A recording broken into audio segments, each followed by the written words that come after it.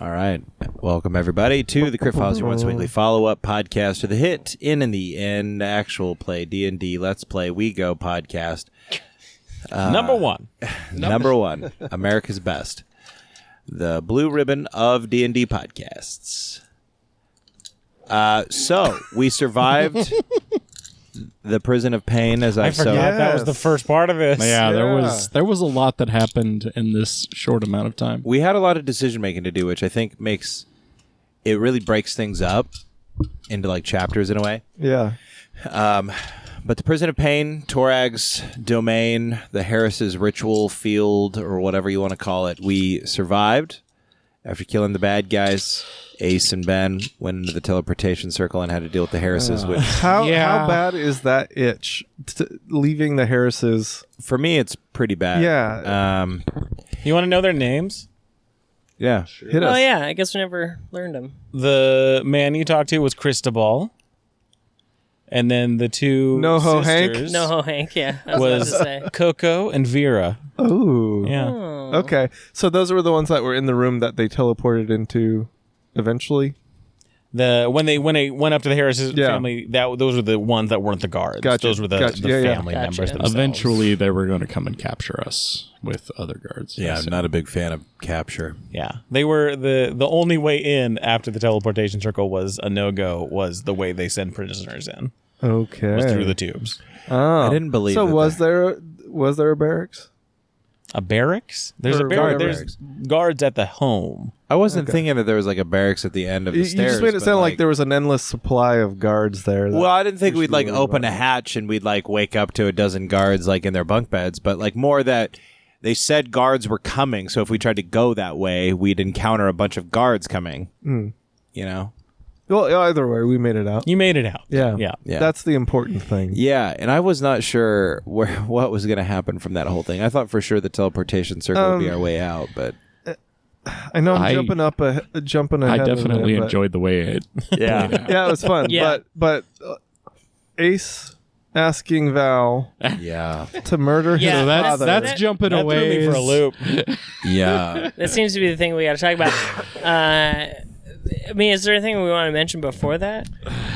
Just that, I think that I really liked our team decision making on number one, solving the dress problem with the message. that of was like good. That felt really good. That to put a good bow on it. And then also the whole just debate, the hashing out about what we're going to do for this sort of grand arc, it feels like, for the campaign, talking about Alistair, which brings up this stuff about your mom, which felt pretty obvious to me, and maybe Ben shouldn't have even mentioned it or whatever, but it seems as though I think the path of least resistance. Milo really wants to go down that path. Yeah. That's why I seems was so interesting. upset. Our safe contact guys. But it wouldn't be interesting overall if Dash and Valen were like, yeah, let's go do it. That would be boring. That wouldn't be a story. This resistance, he hates his mom, or his mom hates him at least. He believes that his mother hates him. Right. Or at least she's like disgusted by me and doesn't want to see me ever again. Right. So there's some pain there. That's real. That's some and deep so that's why I'm all on board with this idea, this resistance, because it's way more interesting. And I really do hope we don't go after her personally as like a meta. As a meta. I just think that we have very few options at this point of the story. Like, no, there's a ton of options. Like who we think might be safe to go to try to get the information that we need. I mean, continuing to go after Alistar or continuing but we don't to know go where after he people is. who are related to Val. So it's like finding our connection to those people that we want to talk to. Seeing what Coconut Bill is up to, because Coconut Bill is back. Coconut Bill, back. Yeah, I'm so glad we got to see him again. We can spin away from the eggs for a while and just go party with Bill. I'm cool with that. Coconut Bill's a hoot. Yeah. That does open a lot of doors for us. I appreciate that.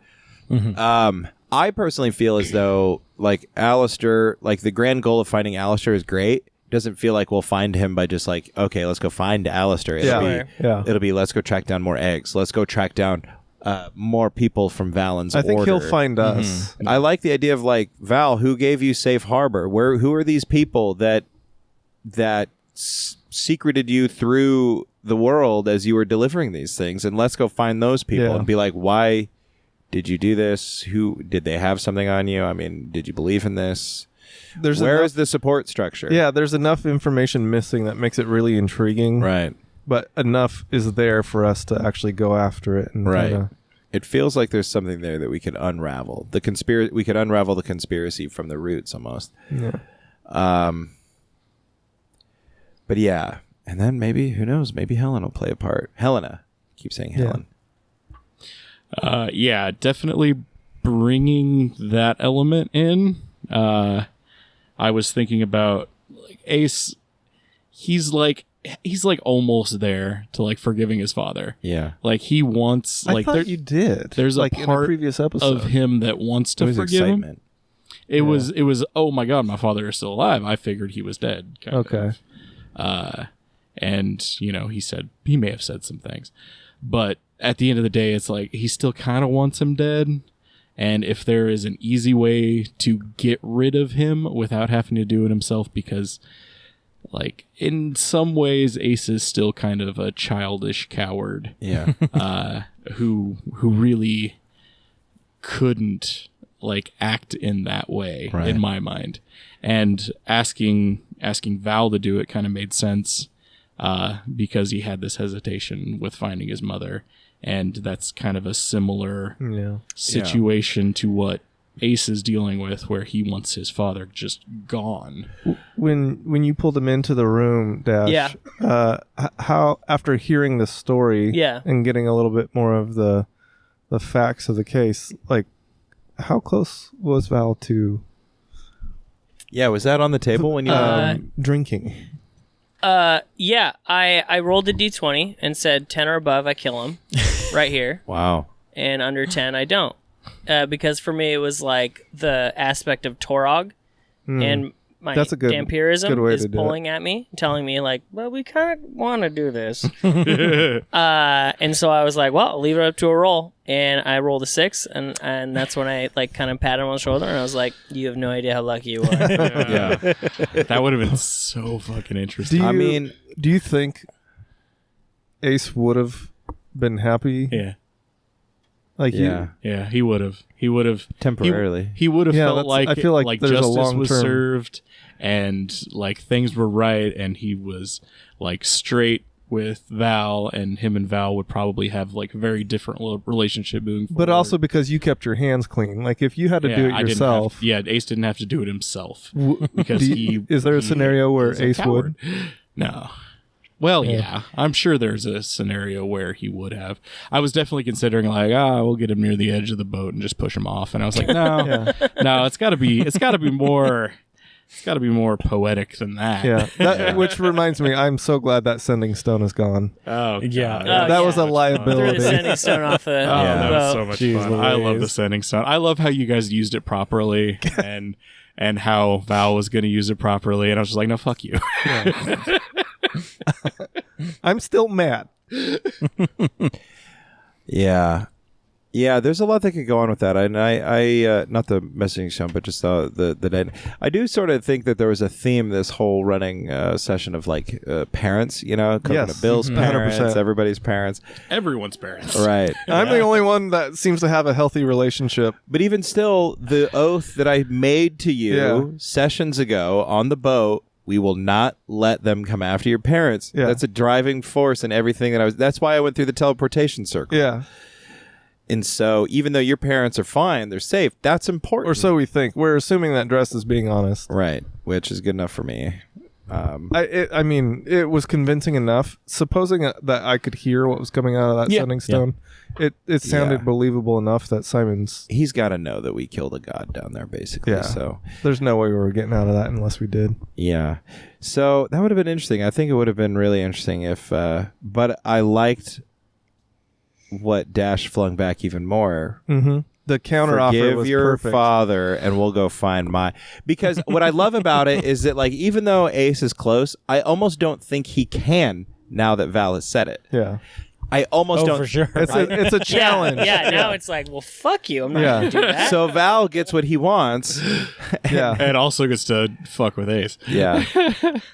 Yeah. I do really stand by what Ben said about the look, this guy isn't your father. Your father is gone. He died with you in prison, man. The very image of your father died with you when you were in prison, and you were so bitter about it for so long. This guy, he's just the guy. You have shared history with him, but who you let into your life, who you let be your family, that's up to you. You don't have to have a father. Simon likes him. He's his temporary We're your family, dad. Man. Yeah. Dude, I imagine Ace just hates that so fucking much. Yeah. That's fishing why, with my dad? Never gonna play catch later. Hugging him. Jesus Christ. He drove me to the prom. Throwing that deal back in Ace's face was such a sweet moment because I knew how much it was it's gonna eat at him to know that well, you can easily resolve this. It is the less strenuous path to what we want. Ironically, not though. Yeah. You know what I mean? It will force us to find another way. Right. It sounds like the easy path is just fucking kill the guy. Yeah. And I'm good. We go do this. But really, the easy path is just fucking forgive and move on. What I love about the dice roll is it just totally suits my vision for Ben, which is just everything is sort of divinely ordered or whatever, and the dice come down, and I'm just that's Melora as well. Yeah. You know, guess that's how it goes. we're just rolling with Melora here. you wash your hands of it. We'll find another way no matter what. Yeah. As long as Melora wills it. You just reminded me that Melora was wearing a flower lei to get us to Coconut Bill's hideaway. Yeah, I think that is perfect. Yeah, I like that poetic. a lot. I like that a lot. I don't know if you had that, if you knew it was going to be Coconut's Yeah. That's before, just but a little item that Coconut had left with Brooch if he ever wanted to come back to that place. A flower lei to get to Coconut Bill's hideaway. That is so good. a flower lei to get to his ex lei. Yeah. Wow. Yeah, there you go. Oh, there we There you go. There we go. And are we going to try to hook up Coconut Bill with someone or try to ruin Brooch. No, I wasn't suggesting Brooch, I'm but going to push that. like I would say that's a good idea because I have a fun adventure awaiting for that. For Brooch or for just finding a compatible? For meddling with the BS that Coconut Bill is dealing with. Oh, that's so fun. We could do a Netflix reality dating show. Yeah. 90 days at Coconut 90 Bill's Day hideaway. Fiance. Yeah. Find my wife. 90 Day Hideaway. Fuck Island. That's something I would say. That really was. I was just wait a minute. Who said this?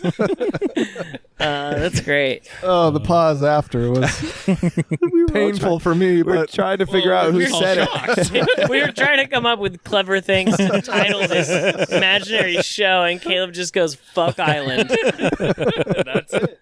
And it's a double entendre. You don't know what kind of fuck they're doing. oh boy. Well, great. Yeah. I'm excited. Fun for what the sesh. future holds. And there's a lot more meta stuff I want to talk about, but I think I'm going to actually message Alex when we're done. Ooh. Yeah, so we'll see what happens. But yeah, I definitely do want to say, I just always love when I have interactions with Dash's characters. Yeah. It's so cool to have, that dynamic of being able to not really get along with your characters. Yeah, no, it's fun. Yeah, it's a good time. It's just every time we get to do something, it's oh wow, I can just fuck with him a little bit. Yeah. It comes out really entertaining in my eyes. No, it is. It is. It's a lot of fun. I enjoy it. Oh, I boy. mean, real me is really mad at you, but Of course he is. character me is having a blast. No. It's great. I have a good time. Is that the same for interacting with Brooch? oh yeah. Oh god, interacting with Brooch is so much fun. I'm really trying to just imbue some big sister energy. It really is. It's such a flawless relationship. I love that.